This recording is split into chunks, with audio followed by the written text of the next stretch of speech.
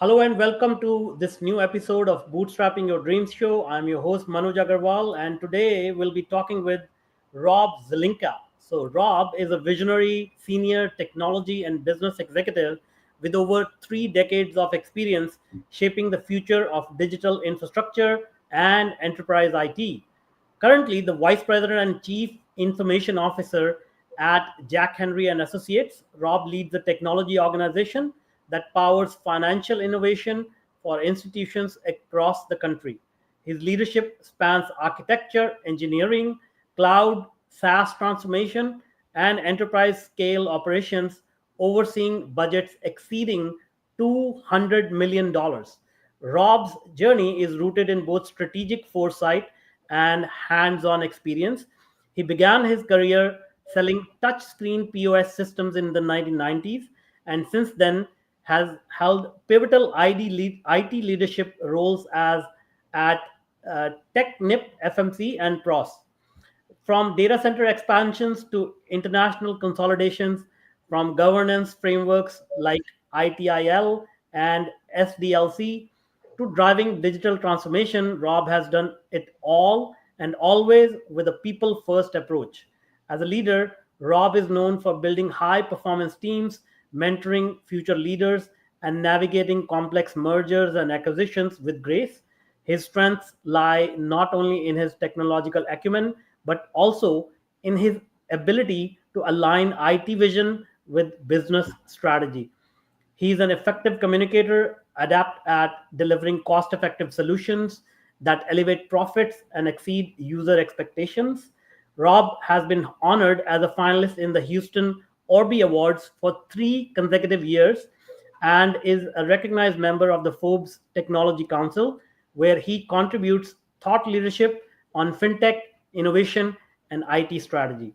Whether he's architecting resilient digital ecosystems or sharing stories about leadership and work life balance, Rob brings depth, clarity, and inspiration to every conversation. Well, we are looking forward to this conversation. Welcome, Rob. Well, thank you so much. It's really an honor to meet with you today. You and I have had so many enriching conversations about our careers, about our families, and frankly, just simply about our journeys in life. Yeah, absolutely. So let's dive into it. I mean, I went over this illustrious career of yours, but let's get to know you as a person. What was that journey like? How did you start? How did you get into technology? And let's take off the curtain and get to know you as a human. Yeah, thank you so much. So, if you would have asked me over 30 years ago, did I see myself working with technology? I would have told you no, probably not. Um, but what I learned very early on was technology was there to enable a human to human interaction. And Hmm. so I found myself at the intersection of human to human interaction and technology. Little did I know that every day of my life from that time forward, I would be at that intersection. And what I think my role has been over time is to understand how technology can enable a human to do better, to work faster, to work more efficiently, to work more error free.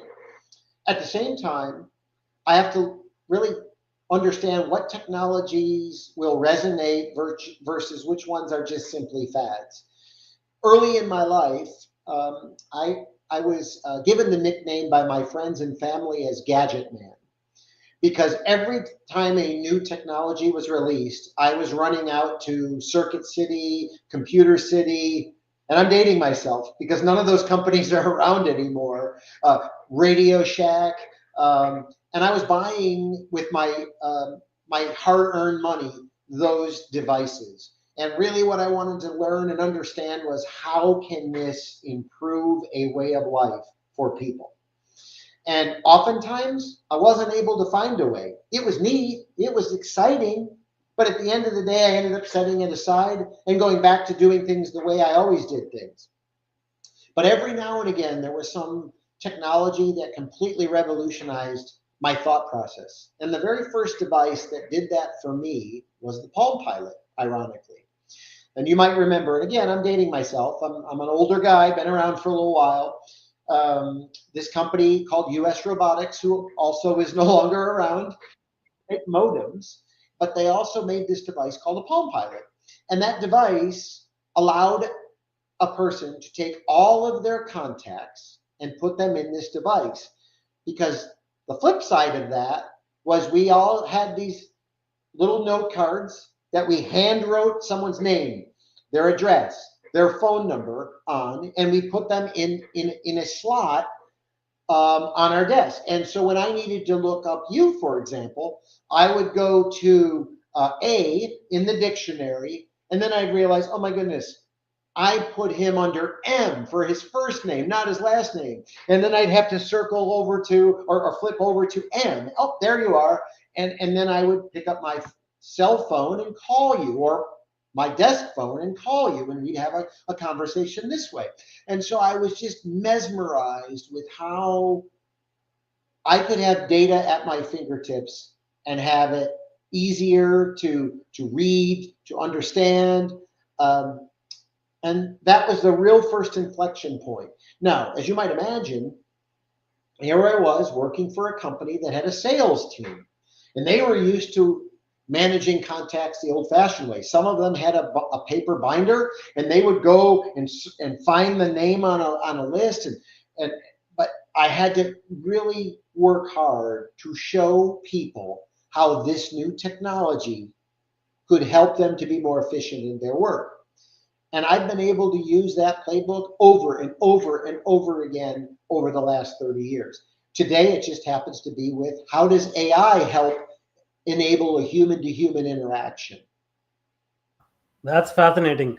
As you were describing, one theme that keeps coming up is like your focus on humans. Like, obviously you have a very good grasp of technology, but I think over and over you repeated, how does it improve human life? How does it impact humans? And in my own career, I have seen the same thing. If we focus on technology alone, it doesn't really work. I mean, the key is to not use technology for the sake of technology, but to improve people's lives.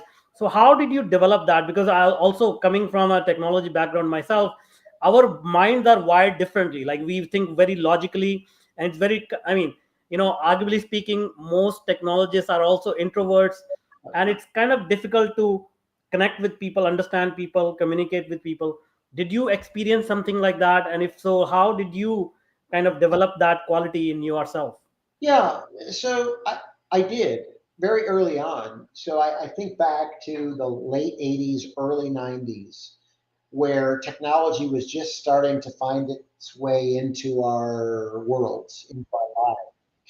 And, an average Friday night for me 35 years ago was I would go to Blockbuster Video and I would rent a movie.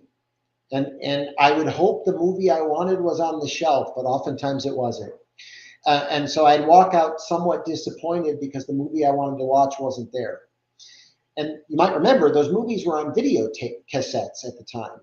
And there used to be these letters, these words, a sentence on every box. Please be kind, rewind, okay? And what would end up happening is if you watched a lot of movies, you would end up burning out your VCR, and ultimately you would have to buy a new VCR. And they were very expensive back in that day. And so a company thought about making a device that sole purpose was just to rewind tapes so that you didn't have to burn out your VCR, right? And so it was at that moment in time where I thought, yeah, this is great. I'm able to watch a movie in my home. I don't have to go to a theater. I can make my own popcorn and drink my own beverages.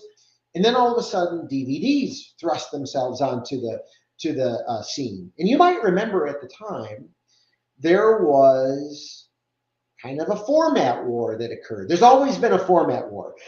Back in the tape days, it was VHS versus Beta. Then it moved into the DVD days where it was DivX. That was a special type of DVD. And then there was the traditional type of DVD. At that moment in time, you had to place a bet. which technology was going to win. And I would submit to you, it wasn't always the best technology that won. It was the technology that was most likely to be adopted by the mainstream. And so at the end of the day, DivX did not win because it had a complex user system. You had to go through this enormously challenging process to unlock the movie, where you just bought a DVD and you brought it home and it worked. And the value behind that is you could go to any point in the movie you'd like, just like that. Where if you had it on a tape, you had to fast forward, might take 2 seconds or 2 minutes or 10 minutes, depending on how far into the movie it was.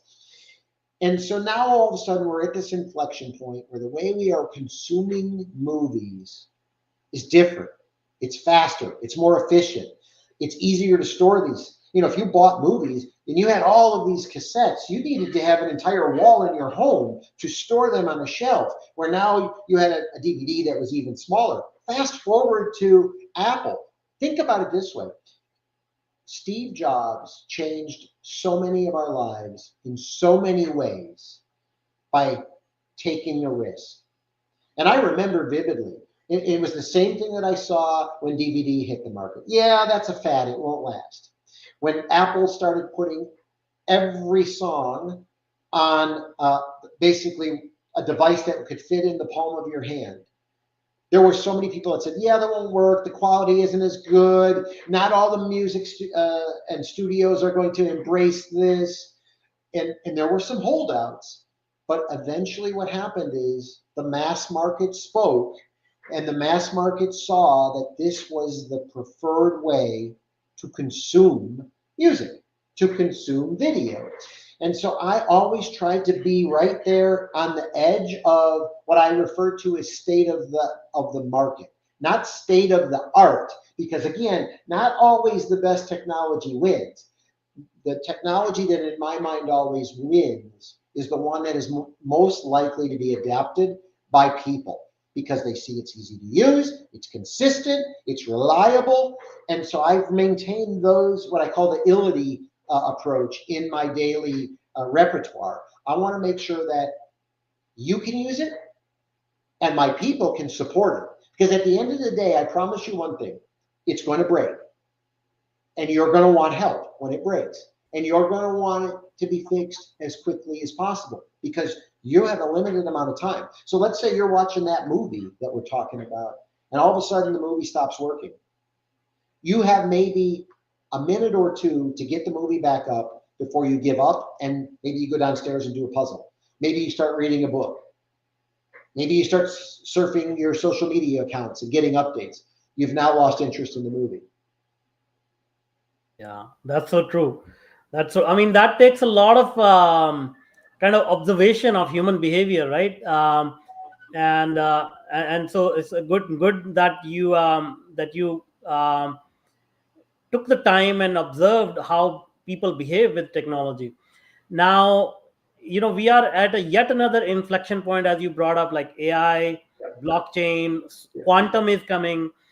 What do you see happening next? Like, what is your foresight say regarding how people are going to be impacted by AI? Yeah. And do you think people are ready for what is coming? Well, I don't think we're ever ready fully for what's coming. And it's not just new to us. I could make this case for all of the 30 years that I've been working in a professional capacity. Were we ready to replace horse and buggies with motorized vehicles? I know it sounds crazy, but work with me on this just a little bit. Were we ready to move to automatic transmissions from manual transmissions? Were we ready to embrace the first iPhone?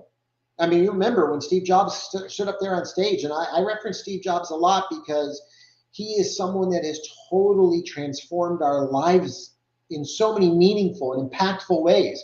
And the best form of flattery is when someone tries to intimidate, or not intimidate, but rather replicate what you're doing. And And that's where the imposter syndrome comes in sometimes. I mean, you might remember vividly when Apple did what they did, and then suddenly other companies were manufacturing similar technologies. They looked the same, they felt the same, they acted the same. And Steve Jobs basically got really angry on stage and said, hey, they ripped us off. Well, he's not wrong, but here's the reality. At the end of the day, human to human interaction, while it's unique, there's some similarities from interaction to interaction. And so, again, being at that intersection and being able to read the human and understand the behavior. I mean, oftentimes people don't know what they need. They need to be helped, to be shown the way. And think of it this way. Think of how you bank today. When was the last time you walked into a bank or a credit union building and spoke to a human at the bank or credit union? Yeah, it's been a while. It's been a while. Absolutely. And so what we are talking about at Jack Henry is the systems that support the financial services industry as a whole, the marketplace, were never built for the internet. The internet just kind of happened in the background. Now that the internet is ubiquitous, I mean, think about it this way. Do you remember what it was like at your house the last time the internet went down? Mayhem. It's chaos, right? I mean, your family starts getting anxious. Oh my goodness, what am I going to do? I guess I'm going to have to talk to my dad. You know, but think of your life. You have all, and I don't want to say the names because I have 2 or 3 of these devices in my room now. But when you speak to these devices, they speak back. They answer questions. They provide you with information. They automate things. I could turn a light on in my house. I can turn a light off. I can start a vehicle to warm up or cool down in the summer. This has become so common that we expect it to just always be there for us. And so, are we ready for what's next? We're never fully ready, but here's what I will tell you. We have to get comfortable with one thing, being uncomfortable, because the world around us is in a perpetual state of change. And those that are as close to being in front of the curve as possible have an advantage. I'll leave you with this thought on this topic. I would submit to you that every single company in this world is a technology company. However, there are several different types of companies. There are those that know they're a technology company and they are immersed in technology and driving an outcome or an experience. On the complete other end of the spectrum, there are those that haven't realized they're a technology company. In other words, they may still think we sell tools at a hardware store. We're not a technology company. That drill, it gets plugged into the wall or you get to put a battery in it and it just works. I promise you, those companies are technology companies, and the sooner they realize they're technology companies, the better they will be equipped to deal with the change that is on their doorstep right now. I completely agree. Now, let's take the flip side. Like, what advice will you give them? I mean, if they don't realize they are a technology company, or even individuals who are not yet ready. I mean, as you said, we are never ready. Yeah. But being in technology, being in the forefront of what is happening, we can see what is coming, right? Yeah. And I believe from talking to thousands of people, 95% or even higher are not ready at all. Like they don't have any clue what's happening. So what advice will you give them at this stage for them to get ready on what is coming? Yeah, so the first thing you have to realize is it's happening. Whether you want it to or not, it is happening.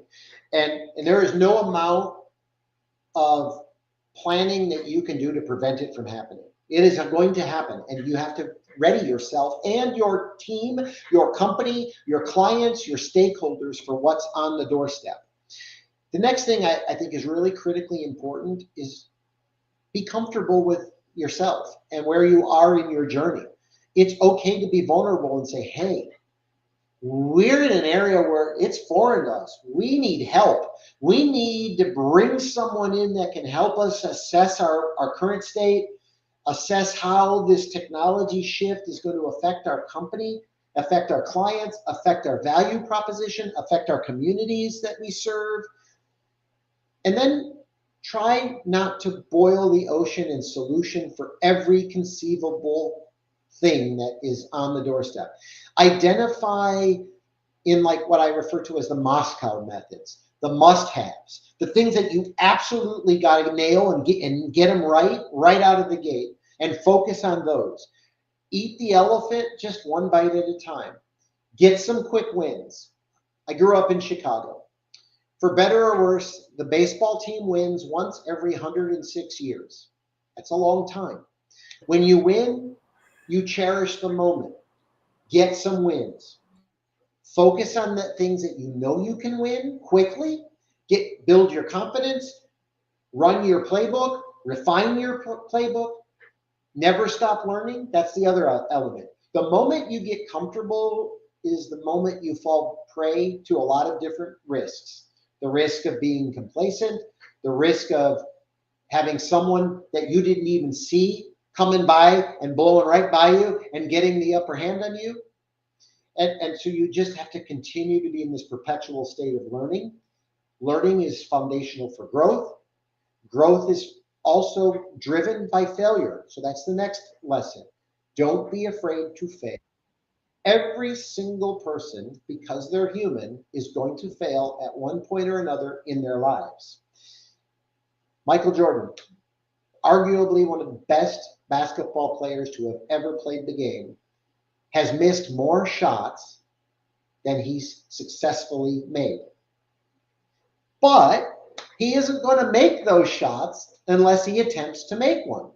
And so you have to get comfortable with failure. Failure is a natural part of growth. It's a natural part of learning. And then the other aspect is surround yourself with incredibly passionate people, people that have an ability to learn, and people that are invested in your business. If they're not invested in your business, if they're not passionate about your business, find other people.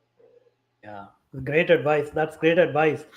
Now, being at this vantage point that you have, which is working with some of the most prestigious financial institutions, and possibly interacting with their C-suite executives, all the advice you have given, I'm sure you are sharing it with them. But do you think like they are understanding what's happening? What is the state of industry from your vantage point, even though you are in their corner and telling them this is what's happening? That's a fantastic question, and I really appreciate you asking it. So we have, I would submit to you different grades of clients based on the size and scale of their organization. So, for example, we have very small community banks and credit unions that rely heavily on Jack Henry to be their technology provider. So basically, all aspects of the technology that is used to drive a member experience at a credit union, an account holder experience at a bank, is really done by Jack Henry. And we take that very seriously. So we run technology for plus or minus over 7,700 banks and credit unions across the nation. And so that's a massive responsibility that our team takes very seriously. On the flip side of that, on the complete other end of the spectrum, you have very large financial institutions that have fully developed IT organizations, fully developed data organizations, and they're trying to drive outcomes. And so they leverage us for the technology aspect in some regards, but they manage and operate that technology in many instances. And so what they're looking to do with us is a variety of things. They might be looking to us for knowledge and experience. So just yesterday, as an example, one of our core partners who we use extensively in the IT service management space. So we have built all of our IT service management, IT asset management efforts in this platform as a single source of truth, as a single of record for our business. Our clients at the larger level are looking themselves to implement a similar approach, and they want to learn from us. And then that leads to maybe federating with us. Can we attach our instance to your instance and share data back and forth in a bi-directional manner? And so it's really an exciting part of what I enjoy the most is going out and about, meeting with our clients, understanding the dynamics of a given community or that aspect of a marketplace.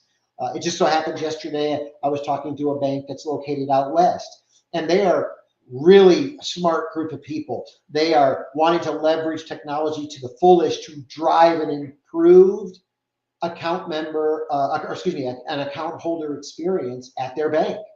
And they see that technology is an enabler to do just that. And so that's where you have really smart people around the table or in a room working together towards common outcomes. Oh, that's great. So things seems to be moving, like, as you said earlier, people who are taking proactive measures, they will take advantage, and others will catch up as they always do. Um, Another question I have now is, as you are mentioning, like, you are able to work in a way that you are providing your insights, your experience to the clients, and as AI takes over, I part of my work is how do we replicate the human intelligence and sort of share our intelligence with the clients and replicate ourselves, because that's what intelligence is going to allow us to do. What kind of new commodities, what kind of new opportunities do you foresee for people to get into? Yeah, again, another tremendous question. So let me start with this premise. Jack Henry was built by two people that had a dream, and they presented that dream to their families, and their families told them, run as fast as you can to achieve your dream. And if it doesn't work out, we'll figure it out. So when you look at our campus in Southwest Missouri, our campus is a beautiful, sprawling set of acreage with low-rise buildings that resemble homes. And that was with purpose and design, because if it didn't work out, perhaps those office buildings could be used as homes down the road. Well, let me tell you, this company has worked out tremendously. And so how the company was built over 45 years ago is largely in play today. It was built by people, for people, and it's really a tremendous culture. And so when we look at technology, we see it as a differentiator, but we don't see it as a replacement for people. We believe our differentiator is people and how people support people. We are deeply immersed in our communities. That is the premise of how we operate our company. We believe that we're in business to make our clients successful. How many companies believe they're in business to make themselves successful? We believe that if we have happy associates, they're going to make our clients happy. If we have happy clients, they're going to reward us on Wall Street, in the marketplace. And that circular approach has worked for us. So when you think about technology, we don't look at technology to replace people. We look at technology as a teammate.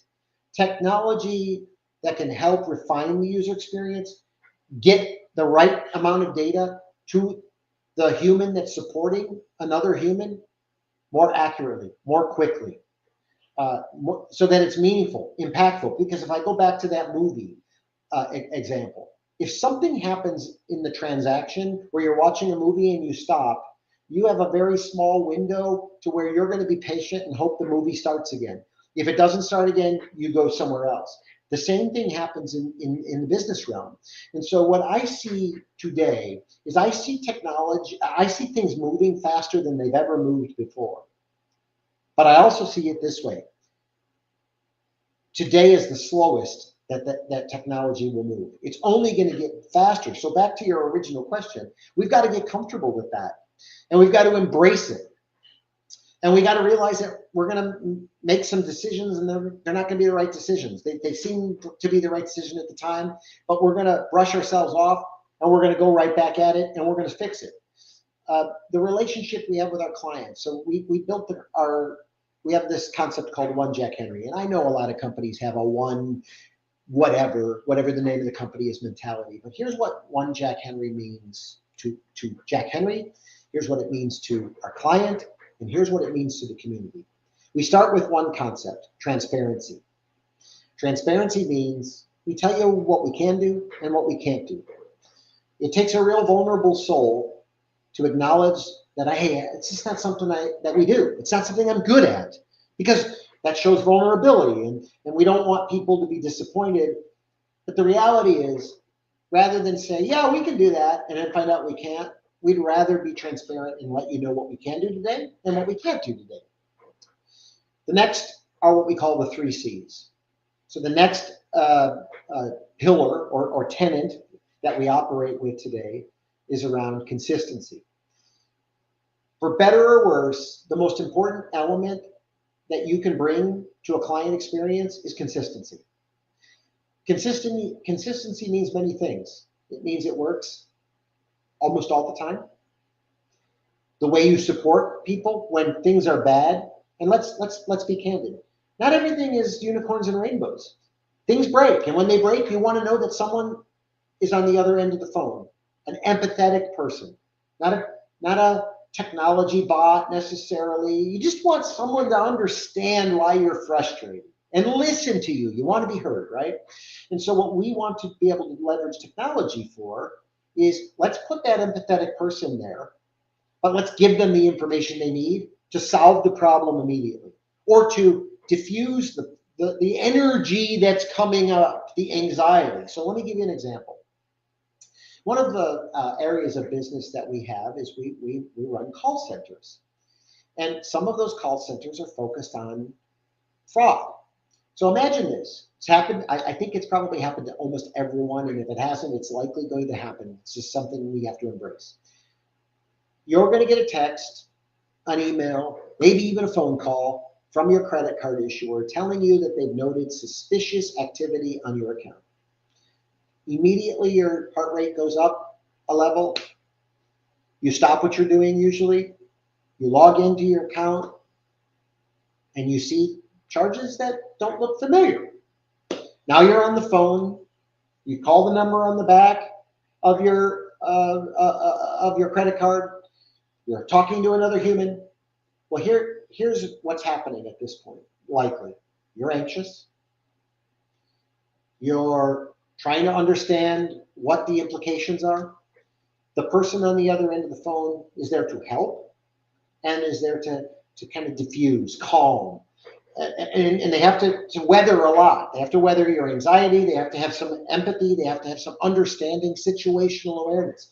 And so technology will help to enable that human to be better and faster and more consistent at their job. So I mentioned the first C, consistency. The next is collaboration.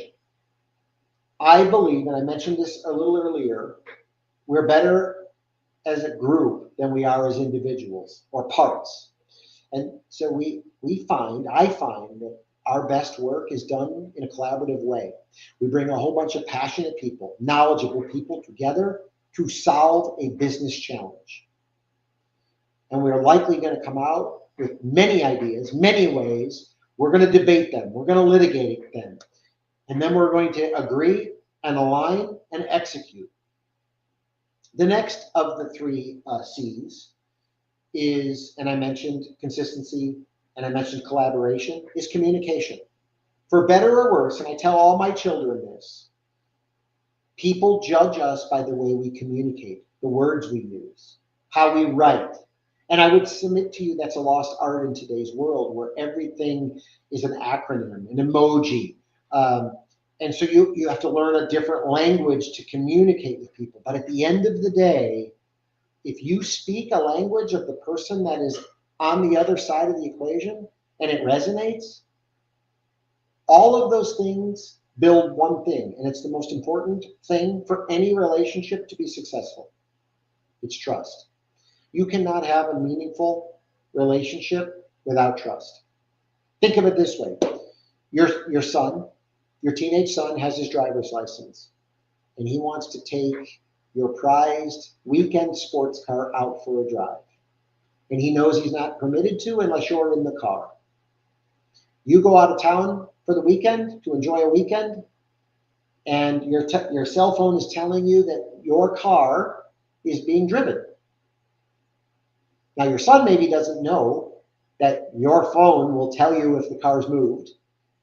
Now you have a trust issue with your son. Think of how hard it's going to be for you to trust your son again. Well, the same thing happens in business world. It doesn't take much to lose trust, but it takes an awful lot to earn trust. And so we're very protective of that trust. And we believe that the relationships that we build with our clients are long lasting. They're not just on a moment in time. We build that relationship over time, and it gets handed from leadership team to leadership team as people retire, go on to other opportunities, etc. We're very sensitive to the trust that we've earned with our clients. That's great. That's awesome.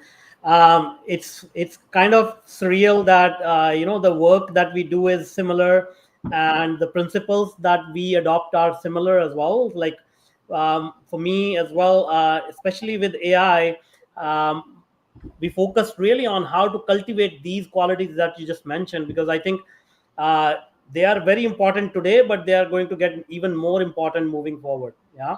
Yeah. um, Now you also mentioned that people will make some decisions, there will be mistakes made, and there will be people who will delay adoption of technology or AI, and people who will move ahead further from others.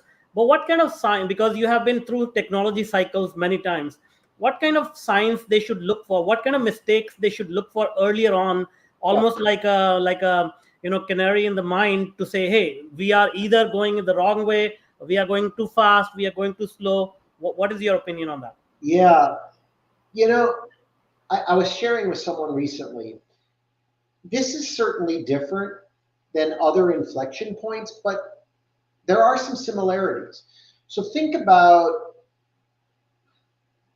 30 years ago when the computer was being thrust into the marketplace. IBM created this PCXT, and we were going to replace the typewriter. The dot matrix printer came into the fold. A fax machine ended up coming into the fold, and it was all designed to improve the user experience. And then we moved from the PC era to the mobile PC era. So that's when the laptops started to come into the fold. And it was around that same time where BlackBerry entered the marketplace. And I remember this day like it was yesterday.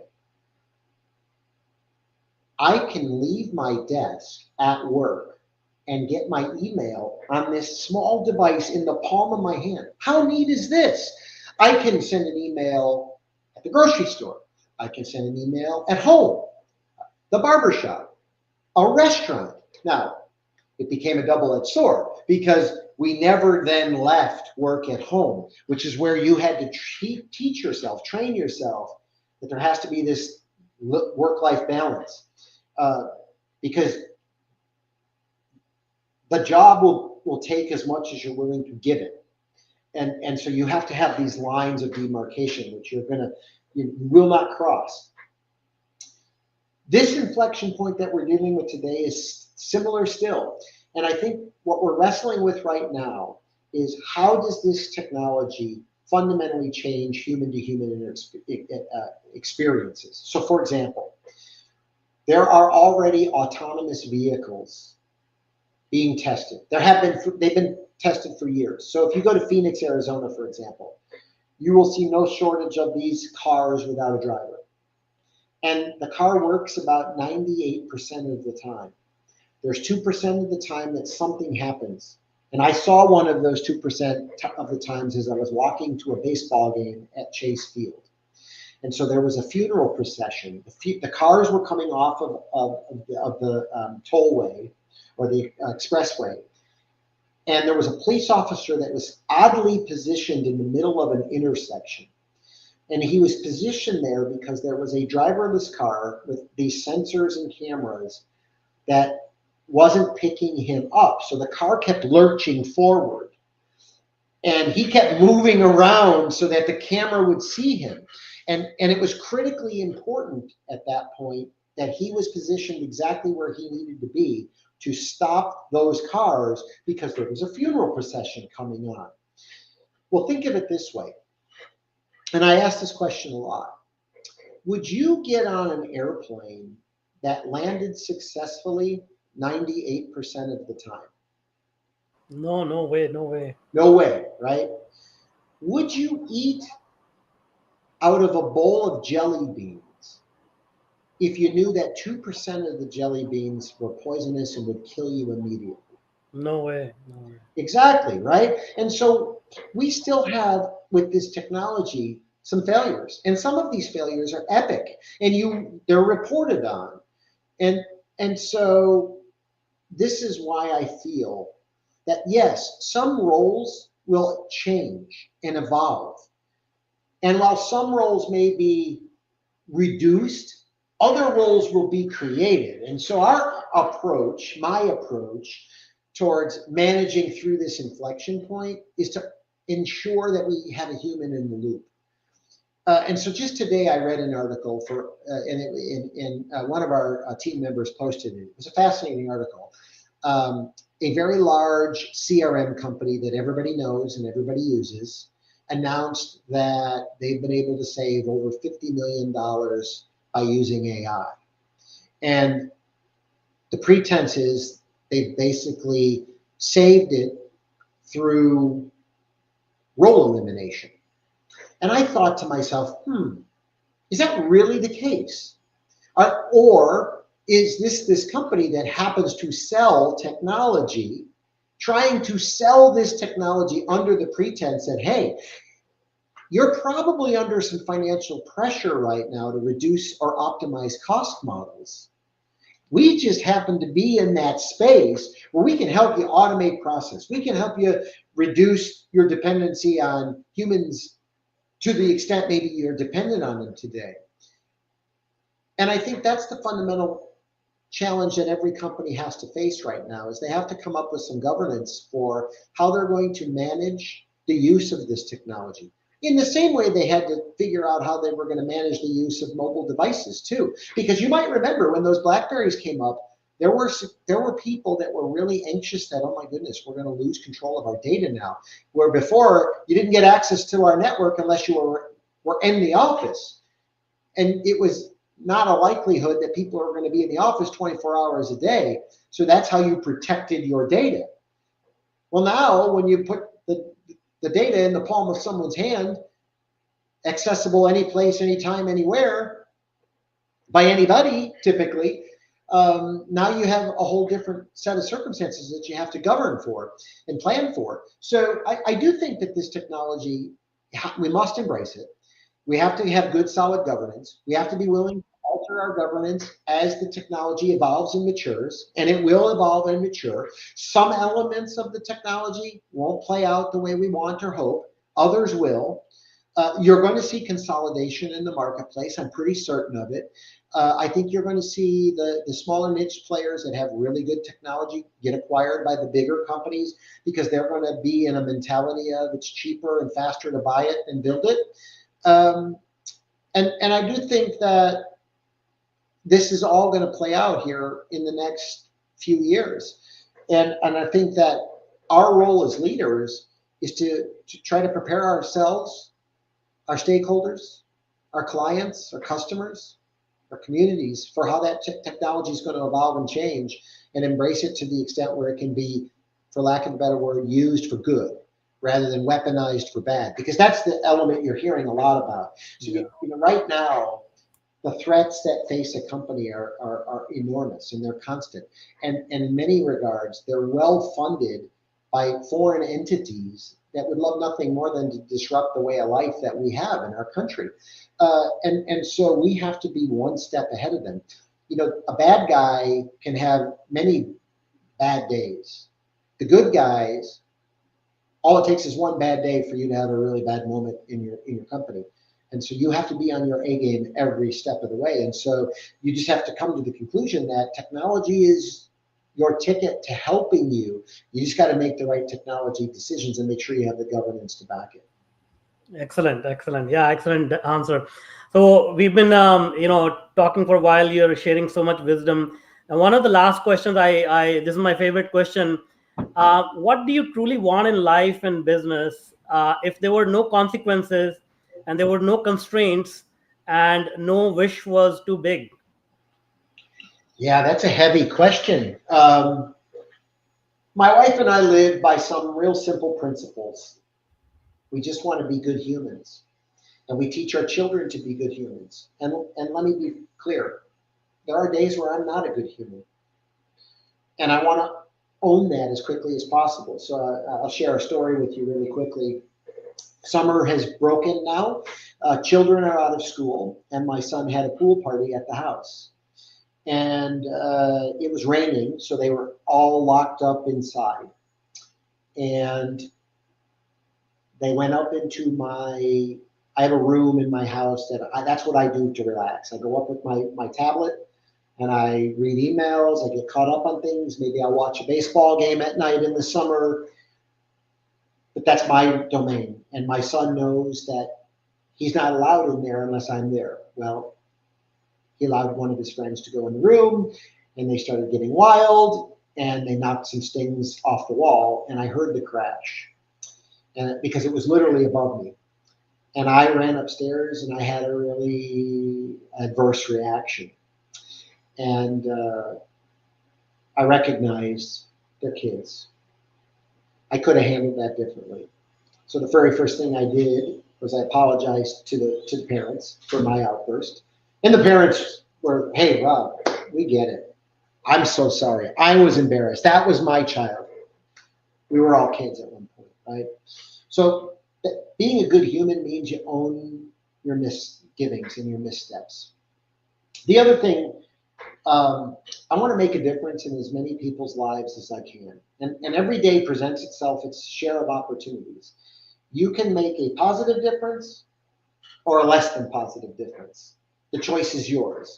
Sometimes you don't see the choice, but it's there. So think of it this way. You're in your own zone, in your own world. You're walking down the street. You're going into the grocery store because your significant other has tasked you with picking up some steaks for dinner, maybe a loaf of bread. You've got your cell phone in your hand and you're kind of responding to a text or an email, and you're just walking into the store and the person in front of you slips and falls. You have two choices. Choice one, keep walking like it never happened. Choice two, stop, put your phone in your pocket, help that person up, ask them if they're okay. Now, I wish I could tell you that every single time that has happened, I stopped. I didn't, but I'm mindful of it now. The older I get, because I could be that person that slipped and fell, and I would want someone to be there to help me up, right? The other element for me about being a good human is recognizing that the older I get, the more I'm aware of my limitations. And it's why I'm working so hard to educate myself. I feel blessed that I work for a company that allows me unlimited training opportunities through LinkedIn Learning. So in my spare time, I can go and learn about FinOps or generative AI or any type of technology. And that way I can have a meaningful conversation with someone that's what they do for a living, and I can learn from them and they can learn from me. And so, yeah, at the end of the day, what I wish for is I want people, when they reflect on me, to say, you know what, that person made me a better person. That person contributed to my life in a meaningful and a positive way, and I was better to have them in my life. I know that sounds really pious in nature, but I just think about it at a human level, not necessarily at a business level or a technology level. That's a fantastic answer. Thank you so much for sharing. And now, before I let you go, can you tell us if people want to connect with you, what is the best way they can reach out to you? Yeah, absolutely. So, for better or worse, the place that I'm most active from a social perspective is LinkedIn. I don't do much on X these days. And here's why: I find X to be sometimes it gets to be a negative influence for me because politics enter into the fold. Some real interesting topics end up. LinkedIn, for the most part, is pretty much focused on life and business and helping people. Um, I was amazed the other day to see that I have over 25,000 connections. And it took me about 25 years to build those connections. My very first LinkedIn connection came in 2005, I believe. And here we are 20 plus years later, and I have over 25,000 people. And here's the remarkable thing: I try to help people. So every now and again, someone will reach out to me on LinkedIn and they'll say, "Hey, Rob, do you know anybody that works at this company? I'm looking for work and I'm just looking to differentiate myself." Very rarely can I say to them, "Sorry, I don't know anybody there." Almost always, I either know someone that's working there or know someone that knows someone, and that's what I would tell you and those that are around us here. Never underestimate the power of your network. The network is a real powerful influencer that can help solve problems in the whole crowdsource mentality. So yeah, you can reach me on LinkedIn. I will respond to every person that reaches out to me. Sadly though, here's the reality we're in. There's no shortage of bad actors out there that are using LinkedIn to try to take advantage of people that want to be good humans. So you've got to have your guard up. But that's just the world we live in. Absolutely. No, I can attest that we've had so many good conversation on LinkedIn. So I'll put that link in the show notes so that people can reach out easily. Thank you so much for your time on this Friday evening. Thank you so much. You're welcome. Thank you. Have a great night. Thank you. Thank you.